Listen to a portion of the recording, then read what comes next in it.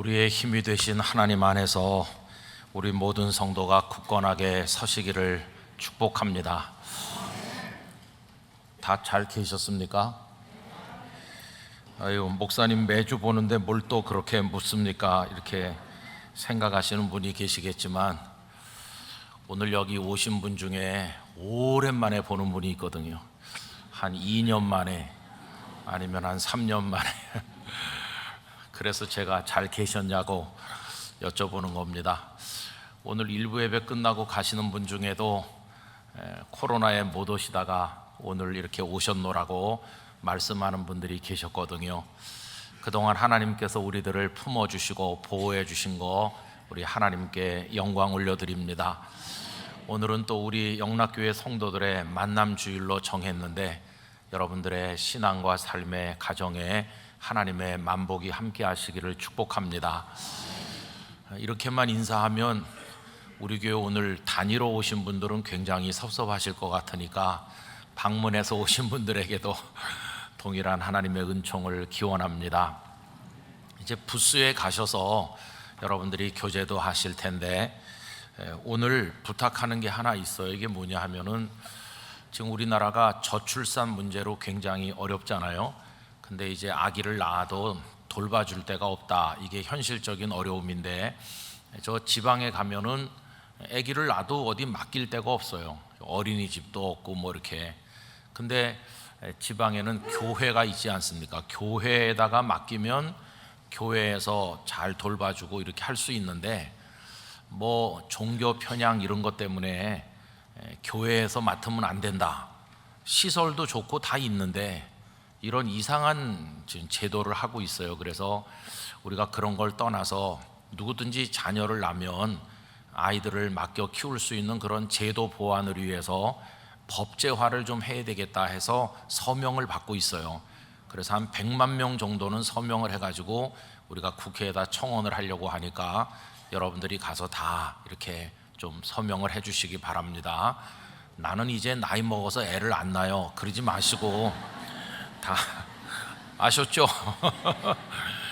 그래서 우리 아이를 낳으면 어디서든지 이렇게 키워줄 수 있는 그런 여건이 우리나라에 갖춰졌으면 하는 마음이 있습니다. 우리들은 다 하나님의 뜻을 따라서 선하게 옳게 살고 싶어 하는 생각을 가지고 있는데 이게 막상 현실에 가면 전혀 그렇게 잘 안 될 때가 많이 있죠. 여기에 이제 우리의 딜레마가 있습니다. 이미 잘 아시는 얘기지만 제가 부산에서 목회를 하게 되는 경위도 역시 그러했습니다. 제가 생각할 때 성도들은 하나님의 뜻에 순종해야 된다. 너무나 당연한 명제지요. 더구나 전도사, 목사, 소위 주의 종이 될 사람은 더더욱 그러하다 생각을 했습니다. 그래서 신학교에 입학하면서 어느 임지를 찾아갈 때 유분리를 따지지 아니하고 하나님께서 제일 먼저 연결시켜 주는 곳이라면 거기가 어디든지 가겠습니다. 이런 기도를 누가 시킨 것도 아니지만 제가 자발적으로 드리기 시작을 했습니다. 그 기도를 계속 여러 수년 동안 했죠. 그런데 여러분, 현실이 다가오니까 그게 기도대로 되지를 않더라고요. 기도는 쉬웠어요. 뭐 기도는 그냥 입에서 나오는 대로 하고 끝나니까 쉬웠는데 기도대로 순종하는 것은 굉장히 어려웠습니다.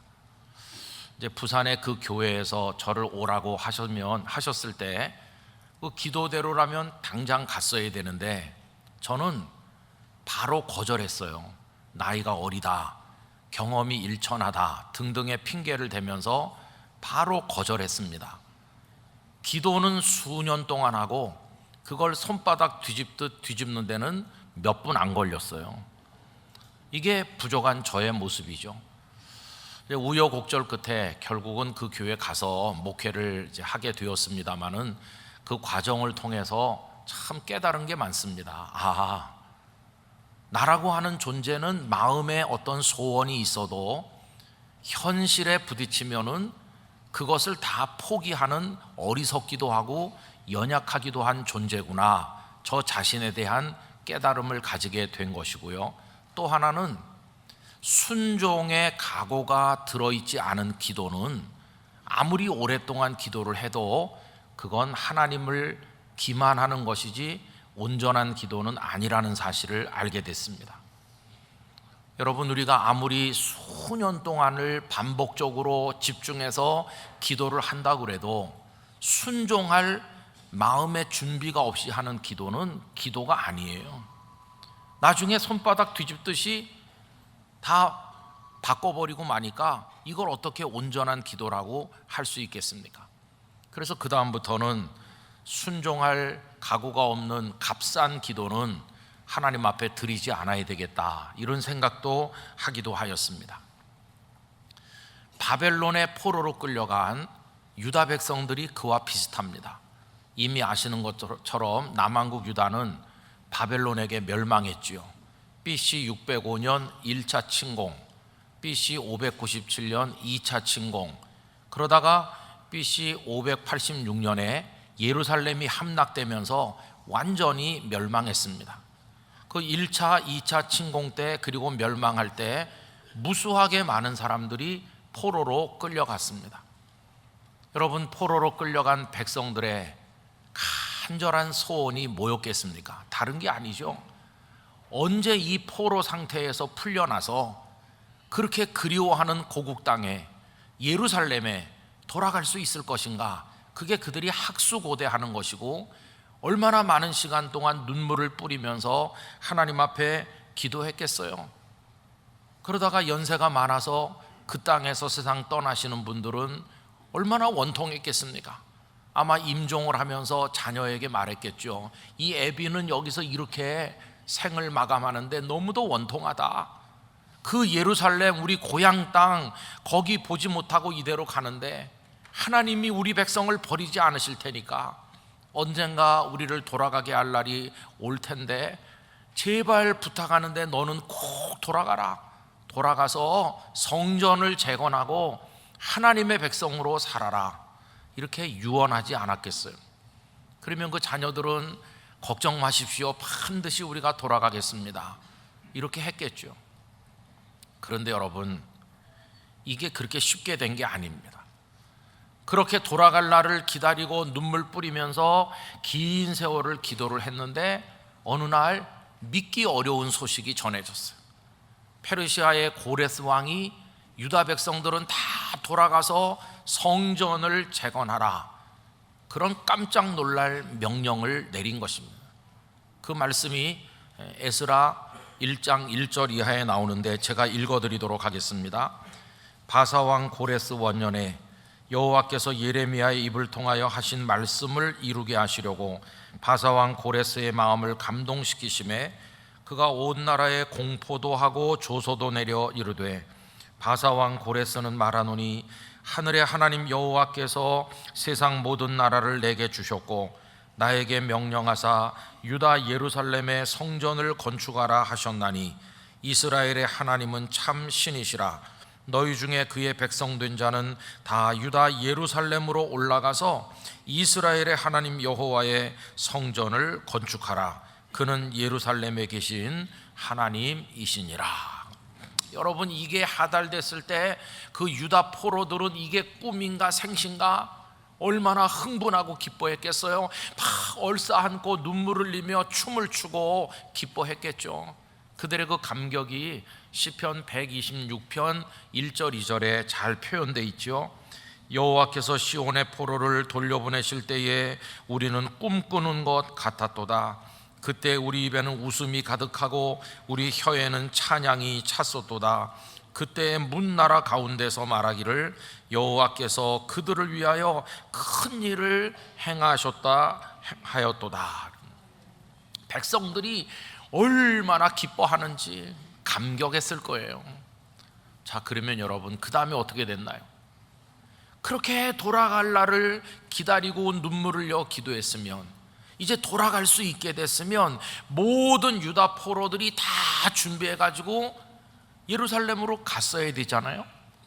그게 그들의 소원이었잖아요. 그런데 정말 뜻밖에도 간 사람 얼마 되지 않아요. 대부분의 사람들은 바벨론에 그냥 눌러 앉아 산 것을 볼 수 있어요. 여러분, 이게 참 이상한 겁니다. 그렇게 기도했건만, 그렇게 소원했건만 현실로 다가오니까 그대로 한 사람이 얼마 되지 않는다는 거예요. 이유가 무엇일까요? 돌아가도 좋다는 얘기는 그들에게 큰 기쁨이었지만 동시에 현실적인 복잡한 이해타산을 따져야 되는 고민도 가져왔습니다. BC 605년이 첫 번째 포로가 된 건데, 그리고 고레스가 돌아가라고 한 건 BC 536년이거든요. 70년이에요. 먼저 간 사람은 벌써 70년을 그 중에 사는 겁니다. 70년 짧은 세월이 아니잖아요.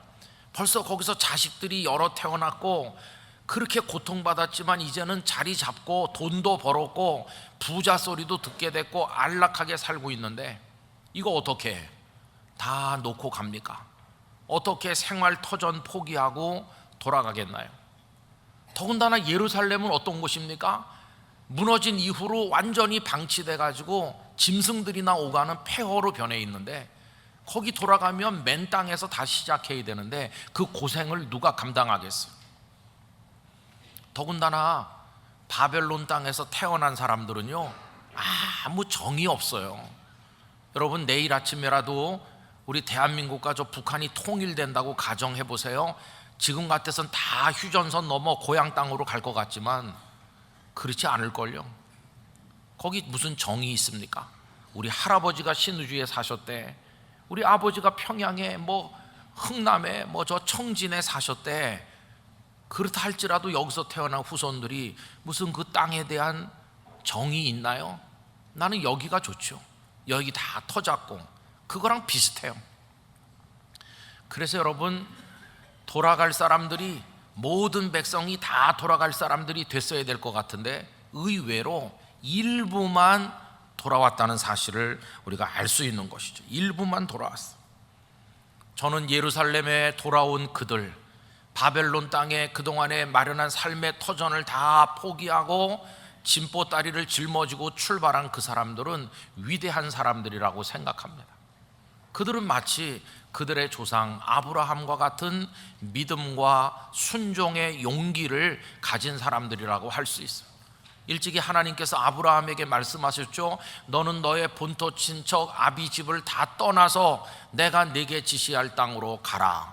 그래서 그는 가나안 땅에 가기 위하여 모든 걸 다 내려놓고 출발하지 않았습니까? 오직 하나님 한 분만 믿고 하나님께만 순종하는 마음으로 출발했죠. 그 사람이 아브라함이잖아요. 근데 지금 여기 바벨론을 출발해서 예루살렘으로 올라가는 이들도 그와 같은 거죠. 하나님 우리를 가라고 하신다. 고향으로 돌아가라고 하신다. 그러면 그 하나님 한 분 믿고 출발하는 겁니다. 그래서 이 귀한 자들은 한 사람 한 사람이 마치 아브라함과 같은 믿음과 순종을 했던 아름다운 사람들임을 알 수가 있는 것이죠. 여러분, 그래서 그들이 돌아왔어요. 돌아온 그들에게 무슨 보상이 있었나요? 아무것도 없어요. 황폐한 예루살렘이 그들을 맞이했을 뿐이에요. 누가 그들을 알아주기를 했나요? 아무도 알아주지도 않았어요. 그러나 단 한 분 그들을 귀하게 생각하시는 분이 계셨어요. 다름 아닌 아버지 하나님이셨어요. 하나님은 그들을 귀하게 여기셨어요. 내가 너희를 절대로 잊지 않겠다. 그래서 그들을 다 기록에 남기셨어요. 그게 바로 에스라서 2장에 나오는 내용이죠. 여러분, 2장 1절 2절 오늘 본문 2절을 다 같이 읽어보겠습니다. 옛적에 바벨론 왕 느부갓네살에게 사로잡혀 바벨론으로 갔던 자들의 자손들 중에서 노임을 받고 예루살렘과 유다도로 돌아와 각기 각자의 성읍으로 돌아간 자, 곧 스룹바벨과 예수아와 느헤미야와 스라야와 르엘나야와 모르드게와 빌산과 미스바알과 비그에와 루훔과 바나 등과 함께 나온 이스라엘 백성의 명수가 이러하니. 하나님께서 그들을 귀하게 여기시고 그들을 다 기록하신 것을 볼 수 있어요. 2장 전체가 가족별로 가문별로 기록된 것이죠. 그래서 총 수가 몇 명인가? 여러분 64절 65절 다 같이 읽겠습니다. 온 회중의 합계가 42,360명이요 그 외에 남종과 여종이 7,337명이요 노래하는 남녀가 200명이요. 저는 성경을 읽을 때마다 깜짝깜짝 놀라곤 해요. 이게 언제입니까? 지금으로 따지면은 2500년쯤 전이거든요. 요즘도 어떤 일을 하고 난 다음에 기록에 남기는 게 쉽지 않은데 2500여 년 전에 하나님은 돌아온 사람들을 기록하시는데 가정별로 다 기록하고 심지어는 노비가 몇 명이었었는지 그 밑에 보면 짐승이 몇 마리였었는지까지 기록하고 있어요. 이렇게 철저하게 하나님은 기록하시는구나 깜짝 놀랄 때가 있다는 것입니다. 여러분, 하나님께서는 왜 기록하셨나요? 기억해 주시는 거예요. 너희들을 잊지 않겠어. 내 명령을 따라서 고국 땅에 돌아오는 너희들의 눈물과 노고와 헌신을 내가 절대로 잊지 않겠다. 너희들은 귀한 사람이야. 새로운 역사를 일으키는 주역이야. 내가 너희들을 기록하여 축복하겠다. 이게 하나님의 마음이었다는 것을 알 수 있는 거죠. 여러분, 사실 유다가 그 죄악으로 인해서 바벨론에게 멸망하게 된 것도 하나님의 뜻이었어요. 그런데 70년 이후에 내가 너희를 다시 돌아오게 하겠다는 것도 하나님의 사랑의 계획이었습니다. 그러면 돌아오게 하시면 돌아와야 될 거 아니겠어요? 믿음의 사람이라면. 하나님은 그들의 귀환을 오래전부터 준비하셨어요. 멸망하기 전부터 준비하셨어요. 그래서 예레미야서 29장 10절 여호와께서 이와 같이 말씀하시니라 바벨론에서 70년이 차면 내가 너희를 돌보고 나의 선한 말을 너희에게 성취하여 너희를 이곳으로 돌아오게 하리라. 여러분, 이 말씀이 아직 멸망하기 전에 미리 하신 말씀이, 하나님은 다 계획이 있으시잖아요. 그래서 누굴 세웠습니까? 영원할 것 같은 바벨론 제국이 메디아와 페르시아 연합군에게 어느 날 갑자기 무너지고 천하를 손에 쥔 사람은 고레스라는 사람인데 하나님께서 고레스의 손에 열방을 맡기셨어요. 고레스에 관한 예언 이사야 45장 1절 여호와께서 그의 기름 부음을 받은 고레스에게 이같이 말씀하시되 내가 그의 오른손을 붙들고 그 앞에 열국을 항복하게 하며 내가 왕들의 허리를 풀어 그 앞에 문들을 열고 성문들이 닫히지 못하게 하리라. 고레스가 천하를 손에 쥐도록 은혜를 베푸신 분이 하나님이셨어요. 그럼 고레스는 무슨 일을 할 사람인가? 백성들을 돌려보내서 예루살렘을 재건하게 할 사람이라고 44장 28절에 나오죠. 고레스에 대하여는 이르기를 내 목자라 그가 나의 모든 기쁨을 성취하리라 하며 예루살렘에 대하여는 이르기를 중건되리라 하며 성전에 대하여는 내 기초가 놓여지리라 하는 자니라. 하나님께서 고레스를 준비하시고 때가 되기를 기다렸다가 약속하신 70년이 딱 찼을 때 백성들을 돌아가라 이렇게 하신 거예요. 그러면 이 포로로 끌려간 백성들이 그렇게 오랫동안 돌아가게 해달라고 눈물로 기도했으면 하나님께서 돌아가게 하셨을 때 전원이 다 돌아왔어야 되잖아요. 근데 그게 아니었어. 대부분의 유대인 포로들은 이제는 바벨론이 살기 좋습니다, 여기가 그냥 좋아요 그러면서 눌러 앉았어. 그리고 아까 읽은 일부만 그 역경을 무릅쓰고 고생을 각오하고 하나님의 말씀에 순종해서 돌아온 것을 볼 수 있는 거죠. 그래서 하나님은 그들을 기록하신 거예요. 너희들을 잊지 않겠다. 너희들이야말로 새로운 역사의 주역이다. 너희들을 기록해서 내가 영원히 축복하겠다. 이런 마음으로 하나님은 기록하셨다는 것을 알 수 있어요. 우리 성도 여러분, 하나님께서는 과거에만 기록하신 분이 아니라 오늘도 당신의 뜻에 순종하는 사람들을 기록하고 계시다는 걸 알아야 됩니다. 저는 오늘 예배하는 모든 성도들이 하나님의 책에 기록되는 분들이 되시기를 축복합니다. 반드시 우리도 기록되어야 되는 거죠. 하나님의 책에 기록된다, 큰 축복이에요. 시편 1편 복 있는 사람을 얘기하는데 시편 1편 5절에 이런 말씀이 있어요. 그러므로 악인들은 심판을 견디지 못하며 죄인들이 의인들의 모임에 들지 못하리로다. 예전 번역에서는 의인의 회중이라고 그랬어요. 회중이라고 하든 모임들이라고 하든 그 히브리어 에다를 번역한 건데, 이 에다는 특별한 사람들의 이름을 적는 걸 말하는지 아무나 그냥 다 들어오는 게 아니에요. 특별한 마음을 가진 사람, 하나님을 앙망하는 사람, 하나님을 경외하는 사람, 하나님의 말씀을 묵상하면서 주야로 기뻐하는 사람, 그 말씀에 순종하기를 원하는 사람, 떠나라고 하면 떠날 수 있는 사람, 그런 사람들이 그 에다에 기록된다는 걸 알 수 있잖아요. 저는 우리 성도 모두가 그 속에 농명되는 축복을 얻으시기를 바라는 것입니다. 우리 주님은 우리의 이름을 기록하셔서 한 명씩 불러내실 거예요. 요한복음 10장 3절, 문지기는 그를 위하여 문을 열고 양은 그의 음성을 듣나니 그가 선한 목자 되신 주께서 자기 양의 이름을 각각 불러 인도하여 내느니라. 할렐루야. 우리 성도들의 이름을 주님이 불러주시기를 바라는 것입니다. 한 명씩 한 명씩. 이거는 영적으로 말하면 마지막 날 저 천국문에서 우리의 이름을 부르실 걸 얘기하는 거예요. 요한계시록 21장 27절, 우리 화면을 보면서 다 같이 읽겠습니다. 무엇이든지 속된 것이나 가증한 일 또는 거짓말하는 자는 결코 그리로 들어가지 못하되 오직 어린 양의 생명책에 기록된 자들만 들어가리라. 할렐루야. 생명책에 기록된 사람들만 들어가는 나라, 거기가 바로 천국임을 말씀하고 있는 거죠.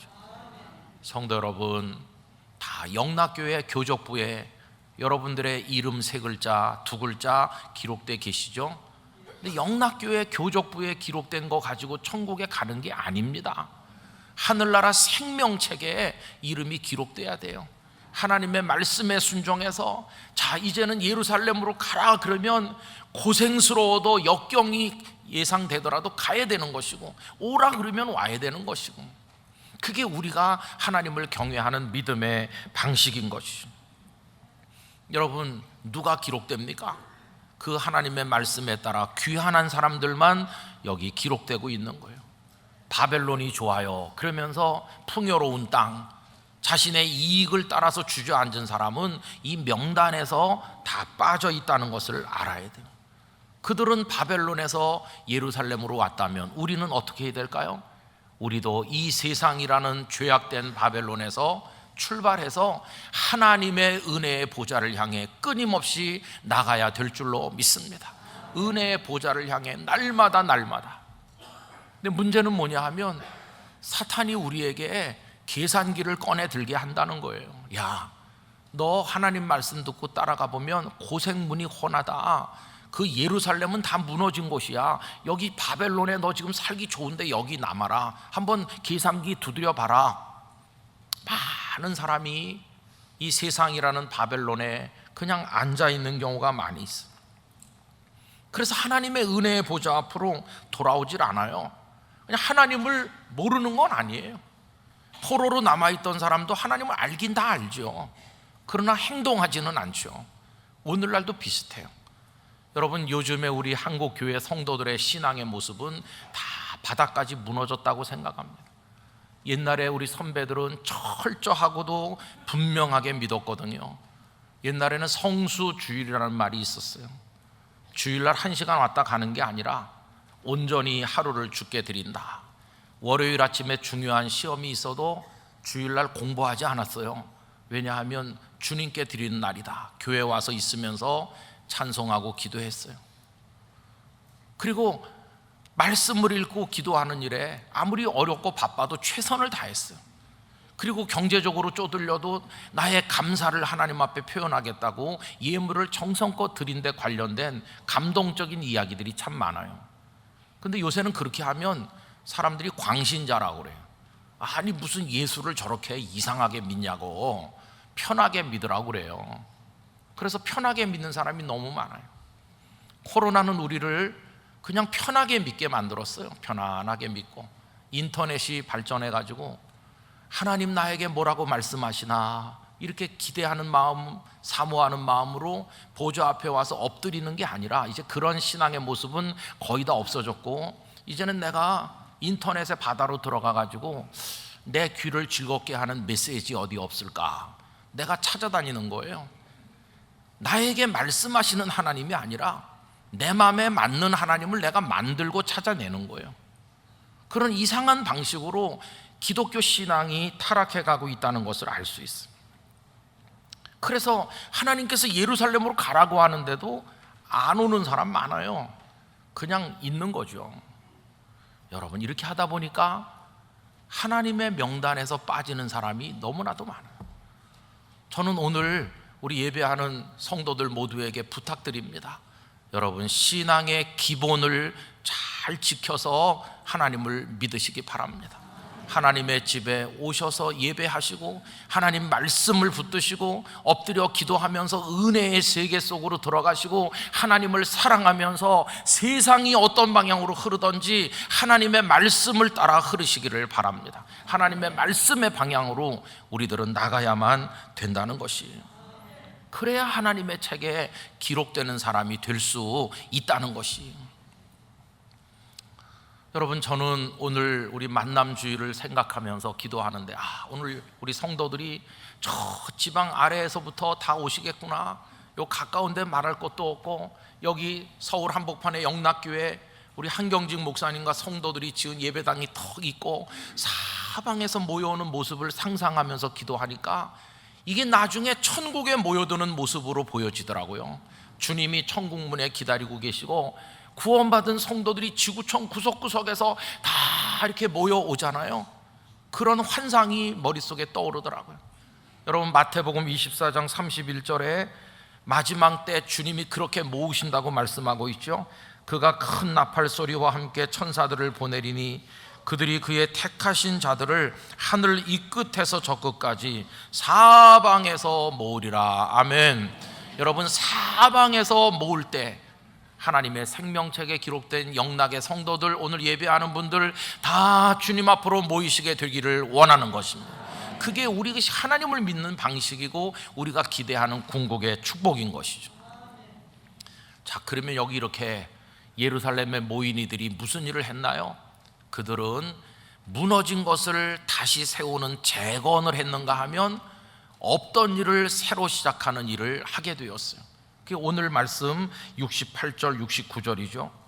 어떤 족장들이 예루살렘에 있는 여호와의 성전터에 이르러, 성전터에 와보니까 다 무너지고 아무것도 없잖아요. 하나님의 전을 그곳에 다시 건축하려고 재건하기 위해서 예물을 기쁘게 드리되 힘 잘하는 대로 공사하는 금고에 드리니 금이 6만 천 다리기요 은이 5천만에요 제사장의 옷이 100벌이었더라. 재건하기 위해 또 새로운 역사를 이루기 위해 그들은 그 어려운 중에 헌신한 거죠. 우리 성도 여러분, 우리도 무너진 것들을 재건해야 됩니다. 우리 기도의 제단도 재건해야 되고 예배도 재건해야 되고 우리 영락교회 과거의 아름다운 거 다시 재건하기 위해서 노력을 해야 되는 것이고 새로운 역사를 위해서 우리가 또 일어나야만 되는 것이죠. 이분들이 기도했고 물질을 바쳤고 헌신했는데 우리도 이 일을 다 감당할 수 있어야 됩니다. 우리 80주년은 그렇게 하기 위한 몸부림이라고 말할 수 있고 우리 거기에 다 같이 기도로 물질로 정성으로 참여해서 그 명단에 우리 이름 석자가 다 기록될 수 있도록 살아가야만 될 것입니다. 여러분, 인생은 영원한 게 아니죠. 짧게 지나가는 거지만 그 사람의 인생을 어떻게 평가할 수 있을까? 그가 가졌던 재물이나 누렸던 부귀영화로 평가되는 게 아니라 그가 하나님을 얼마나 바라봤나, 하나님께서 가라고 하실 때 가는 순종의 사람이었나, 하나님이 이루시는 역사에 믿음으로 응답하는 주역으로 살았는가, 그렇지 않은가, 이것만이 중요하다고 생각합니다.